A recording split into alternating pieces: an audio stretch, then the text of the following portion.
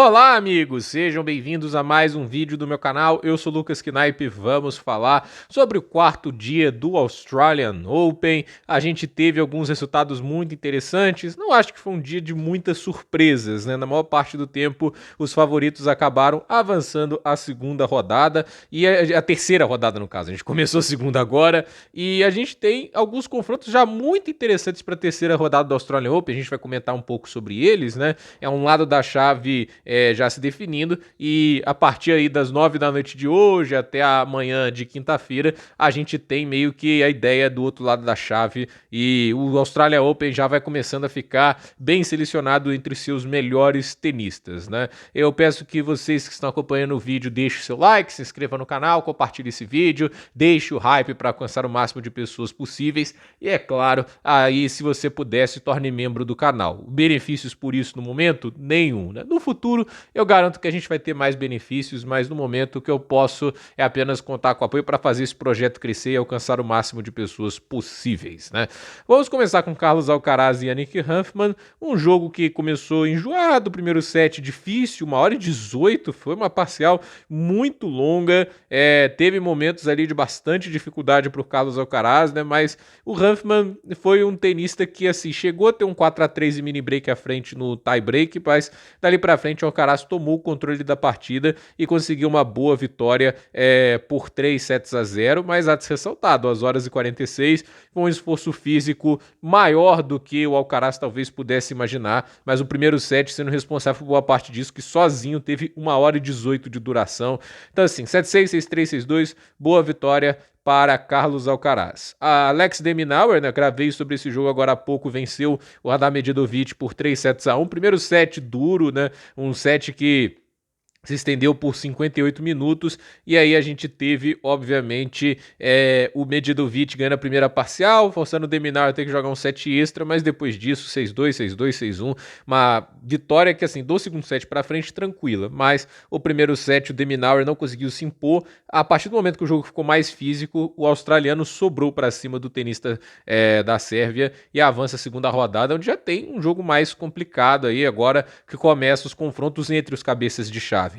Andrei Rublev venceu o Jaime Faria, 2h50. Eu elogiei bastante o nível do Andrei Rublev, né? Ele vem fazendo um torneio bem interessante e eu tô bem curioso para ver até onde ele consegue levar esse nível alto, né? O próximo jogo já tende a ser mais difícil contra o Francisco Cerúndolo, mas o Rublev teve uma atuação que eu gostei bastante, né? Venceu o português que veio de boa atuação na primeira rodada, 6-4, 6-3, 4-6, 7-5, né? Talvez pudesse ter ganhado ali em 3 sets, né? Que ele deu uma queda de nível ali no terceiro set, permitiu o Jaime Faria voltar para a partida, e no último set ali foi quebrado, sacando para o jogo, acabou deixando o jogo um pouquinho mais longo do que deveria, mas no finalzinho acabou fechando o 7-5, 2h50 para o Rublev em quadra. Boa vitória para o russo, que ano passado caiu na estreia para o brasileiro João Fonseca. A gente teve o jogo entre Francis Tiafoe e Francisco Começanha, 3h10. Esse jogo eu já esperava que fosse um pouco mais a distância, né? E a gente teve ali o Francisco Começanha aprontando até ali no terceiro set, né? No primeiro set ele não conseguiu ali fazer muito à frente o Tiafoe. No segundo também, assim, eu acredito que o Começanha teve a oportunidade de voltar para parcial e não aproveitou. E o jogo foi cada vez se desenhando mais, mas a partir do terceiro a gente viu o argentino incomodando mais, se sustentou num game para fechar o set muito difícil. Teve chance de quebrar o Tiafoe ali no quarto set, mas não aproveitou e o jogo começou a ficar cada vez mais complicado. Ele não conseguiu mais fazer frente ao tenista americano, que encontrou um bom tempo de bola, começou a machucar mais, mas assim, né, faz muita diferença o fato do começar a ter um bom primeiro saque, mas no segundo ele tem muito mais dificuldade e ele não conseguiu causar muito dano no primeiro saque do Tiafoe, que teve 87% dos pontos com o primeiro saque, mas de qualquer jeito valorizar o argentino, que é muito combativo e entregou um belo desafio, um belíssimo jogo de tênis, mas avança o tenista americano. Na John Cain Arena, Daniil Medvedev sofreu, né? Teve um jogo difícil, 3h02, mas venceu o Quentin Halys por 3-1, e o jogo assim complicado a priori, o primeiro set sem quebras e no tie-break teve oportunidade ali para fechar a parcial depois de ter salvado alguns set points, mas 11-9 para o Rallis. No segundo set começou o Rallis quebrando e aí o jogo começou a ficar ali com aquele negócio, será que o Medvedev vai embora cedo? Mas depois que o Rallis fez 2-0, o Medvedev começou a tomar o controle do jogo e a partir ali do set, né, do terceiro set, a gente já viu que o Rallis não estava mais conseguindo sustentar os games dele, né? Tipo, muita dificuldade para manter aquele nível de agressividade que ele mostrou. E, assim, o terceiro set do Daniil Medvedev, apesar de ser um 6-4, né? Ele ganhou quase todos os pontos no seu serviço, ele só perdeu 3 pontos, né? E o Rallis teve muita dificuldade quando ia para o segundo saque, o Medvedev foi crescendo. E na última parcial, o Medvedev ainda teve ali um momento de oscilação no seu saque, mas, por exemplo, o Rallis ganhou só 50% dos pontos com o primeiro e apenas um de 9 com o segundo, e foi quebrado 3 vezes. Nitidamente esse é um grande desafio de enfrentar um cara igual o Medvedev. O jogo fica físico, fica complicado, e aí você ter que aguentar essa correria o tempo todo é algo que nem todo tenista está preparado. No caso, o Rallis fez um bom início de jogo, mas não aguentou. A gente teve o Alexander Zverev contra o Alexander Miller, jogo longo, né? 3 horas e 34 aqui, mas tem que descontar, obviamente, o tempo que o jogo ficou parado, né? Por causa da chuva, né? A Australian Open também tem 3 quadras cobertas, mas eles esperam chover para fechar o teto retrátil. É um negócio meio cômico, mas fato é que, assim, o Alexander Zverev, ele teve um jogo que, assim, olha, teve seus momentos ali que não dá para passar pano, né? Tipo, eu acho, assim, ele começa o jogo bem, ele faz 6-3, chega a ter 3-0 no segundo set, né? Tipo assim, mas aí leva uma virada absurda, né? Tipo assim, é impressionante como que o Zverev apagou no jogo, né? E assim, o jogo começou a ficar cada vez mais complicado e o Zverev teve que buscar ali momentos muito difíceis e acabou vencendo aí em 3 horas e 4 minutos o francês, que vale lembrar, né? Teve que jogar mais de 4 horas na primeira rodada, num jogo muito complicado. Então, assim,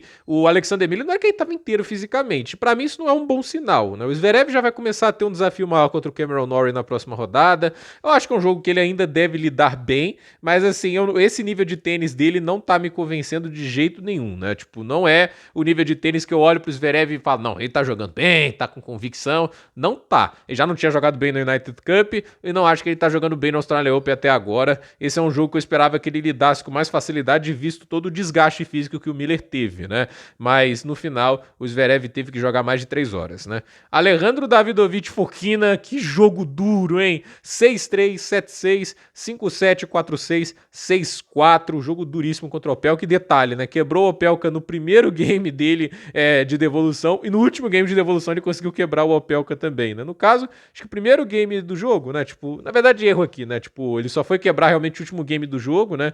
Mas quando ele quebrou o Opelka no primeiro set, né? Ele quebrou mais pro meio da parcial, corrigindo aqui. Mas fato é que o jogo ficou muito arisco, muito enjoado ali pro espanhol. O Opelka conseguiu 37 aces, mas com 12 duplas faltas, né? E olha que loucura, né? 11 breakpoints produzidos por cada tenista e 9 salvos por cada tenista, né? O Fokina recebeu muita pressão das devoluções de segundo saque agressivas do Opelka. Foi um jogo duríssimo, muito físico pro espanhol, mas em 3 horas e 46 o espanhol levou a melhor, quase levou uma virada depois de dar 2-0 acima, coisa que ano passado, vai lembrar, ele virou 2 jogos seguidos contra Aliassime e Menzik, estando 2-0 atrás, né? Então, quase que o Fokina provou do próprio veneno nesse torneio. O Bublik venceu o Fucsovics por 3-0, 7-5, 6-4, 7-5, 2 horas e 13 em quadra, né? Tipo, um jogo do Bublik que ele produziu muitos breakpoints, foram 13 produzidos, aproveitou 5 e foi quebrado 2 vezes, né? Tipo assim, 2 breakpoints contra o Fucsovics, quebrou as 2 vezes. Ele tem que ficar um pouco atento para isso, né? Não jogar mal nesses momentos chaves, mas assim, foi uma partida que o placar parece que o jogo foi mais apertado, mas houve uma superioridade notável por parte do Alexander Bublik, e é uma boa vitória que faz ele avançar aí a terceira rodada do torneio. Tommy Paul venceu com tranquilidade o tirante, né? Até agora um chaveamento pro Tommy Paul que para mim não foi lá o mais desafiante pro americano, né? Sacando bem, devolvendo bem, é um tenista muito perigoso e nesse jogo assim, ele foi decisivo, né? 4 breakpoints contra, salvou os 4, em 10 breakpoints produzidos aproveitou 4, né? Então, jogo bom do Tommy Paul, mas um adversário que também acho que ninguém acreditava que era uma hiper ameaça. Nuno Borges, o português avançando na terceira rodada, gosta de jogar o Australian Open, vencendo o tenista da casa Jordan Thompson, que ganhou o primeiro set 7-6, mas depois disso 6-3, 6-2, 6-4 para o tenista português, que foi devolvendo cada vez melhor, foi cada vez mais entrando no jogo do Jordan Thompson, e o Thompson que tá ali sofrendo com as lesões, fisicamente foi cedendo, e foi muito mal nos breakpoints contra. Ambos os tenistas tiveram 7 breakpoints, o Borges salvou 5 e o Thompson só salvou 1. E assim, 1 de 7 em breakpoints contra é uma porcentagem muito, mas muito ruim. Francisco Cerúndolo é outro que teve um jogo tranquilo, venceu o Damir Dzumhur 3-0, 6-3, 6-2, 6-1, até assustou o quão fácil foi esse jogo, e olha que o Dzumhur começou com 2-0 no primeiro set, né? O Cerúndolo não é um cara que saca super bem, etc, mas a mesma coisa vale pro Dzumhur, e o Cerúndolo tem mais volume de jogo. Uma partida de 1h37, uma das mais fáceis de todo o torneio, esperava que tivesse um desafio maior o tenista argentino, mas cá está ele, avançando a terceira rodada do Australian Open e vai enfrentar Andrei Rublev. Aí é tipo assim, sai de um contraste muito grande, de alguém que é muito sólido, mas não é um cara que tem muito poder de fogo, para um cara que é a definição bruta de poder de fogo, né? A gente teve também Leonard Thiem e Alexander Shevchenko, um jogo que assim tava a risco pro Thiem, chegou ali a ter nas duas primeiras parciais ele perdeu o segundo set, fez 6-2, até muito rápido, 29 minutos, aí no segundo set, 7-5 pro Shevchenko, mas depois disso um jogo absurdo do Thiem, né? Perdeu o primeiro game do terceiro set e ganhou 12 games seguidos, né? Em 24 e 25 minutos, somando o tempo do terceiro set e do quarto, um jogo que durou apenas 2 horas e 1, né? É um jogo de 4 sets durar só 2 horas e 1, surpreende, até porque não estamos falando de um tenista que ganha jogo com pontos muito curtos, mas essa virada de jogo deve ter tido algum tipo de problema físico o Shevchenko para a partida mudar desse jeito no instalar de dedos, né? Tipo, é surreal um placar desse, mas vitória para o americano que avança a terceira rodada e vai com sucesso defendendo os muitos pontos que conquistou na temporada passada. Cameron Norrie ganhou do Emílio Nava por 3-1, né? Tipo, na verdade, esse aqui é o jogo que eu tô analisando no SofaScore. Antes de chegar esse jogo, vamos lá. Marojan e Madkrats, né? Marojan e Madkrats conseguiu uma boa vitória. O Marojan uma boa vitória em cima do polonês, né? 6-3, 6-4, 7-6. Boa vitória, enfrentando um tenista que é sólido, que mexe bem a bola, mas agora ele vai enfrentar outro patamar disso, que é o Daniil Medvedev. Vamos ver o que o Marozan faz, e aí ele vai ter que lidar também com um nível de devolução muito superior que tem o russo comparado ao polonês, né? Mas é um jogo também, assim, o Marozan tem armas, ele tem bons ataques no fundo de quadra, vamos ver o quanto que ele consegue usar isso contra o russo, né? O Cloretamo T venceu o Zheng, o americano, 3-1, perdeu o primeiro set 3-6, mas depois disso atropelou o americano 6-1, 6-3, 6-0. Muitos pneus aconteceram nesse dia, né? Mas boa vitória aí pro Mutê, que agora vai ter que desafiar nada mais nada menos do que Carlos Alcaraz, né?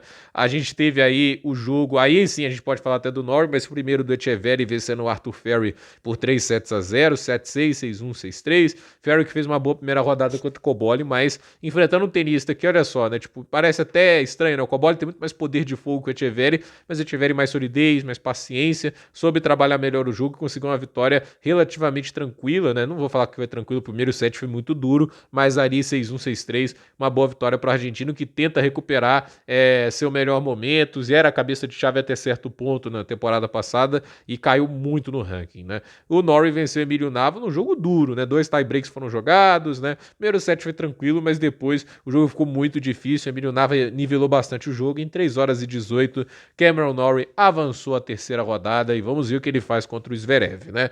E os jogos que temos começando a partir de 9 da noite de hoje até, sei lá, 6, 8 da manhã de amanhã. Então, vamos falar os jogos que a gente tem pela frente, né? Baez e Luciano Darderi, Khachanov e Bazava Reed, o Jakub Mensik vai enfrentar o Jodar, Ricky Dicata enfrenta Valentim Vacherot, Lorenzo Musetti vai enfrentar o Lorenzo Sonego, o Shelton vai enfrentar o Sweeney, Hubert Hurkacz vai enfrentar o Ethan Quinn, Botic van de Zandschulp enfrenta Zhu Shengshang, Maestrelli vai enfrentar Novak Djokovic, o GA vai enfrentar Stanislas Wawrinka, Thomas Mahat vai enfrentar Stefanos Tsitsipas, Spizirri enfrenta Wei Wu, Denis Shapovalov vai enfrentar Marin Cilic, o Kopriva vai enfrentar o Taylor Fritz, James Duckworth enfrenta o Jannik Sinner e a gente tem o Jaume Munar contra o Casper Ruud, né? E falando dos jogos já definidos da terceira rodada, do outro lado da chave, só para confirmar aqui, Francisco Cerúndolo contra Andrei Rublev, o vencedor desse jogo enfrenta Alexander Zverev ou Cameron Norrie. Leonard Thiem vai enfrentar Nuno Borges, o vencedor desse jogo enfrenta Daniil Medvedev, Fabian Marojan. Esse é um lado da chave, né? Porque aí eles vão enfrentar, por exemplo, tipo o Zverev, o Rublev, etc, né? A gente tem Tommy Paul contra Alejandro Davidovich Fokina, o vencedor desse jogo enfrenta Carlos Alcaraz ou Cloretan Moutet. A gente tem Alexander Bublik contra Thomas Martin Etcheverry, né? E o vencedor desse jogo enfrenta ou Francis Tiafoe ou Alex de Minaur. Então, vamos ver o que acontece. Jogos muito interessantes já começam a ser formados. Agora, a partir da terceira rodada, a gente esfrega as mãos e começa a ver jogos de qualidade bem mais alta, como a gente tem aqui, Tiafoe e de Minaur, Cerúndolo e Rublev, Fokina e Tommy Paul, Alcaraz e Moutet, Zverev e Norrie. Agora o torneio começa a ficar bem sério. Gente, por esse vídeo é isso. Dúvida nos comentários, deixe seu like, se inscreva no canal, compartilhe esse vídeo e até a próxima, pessoal.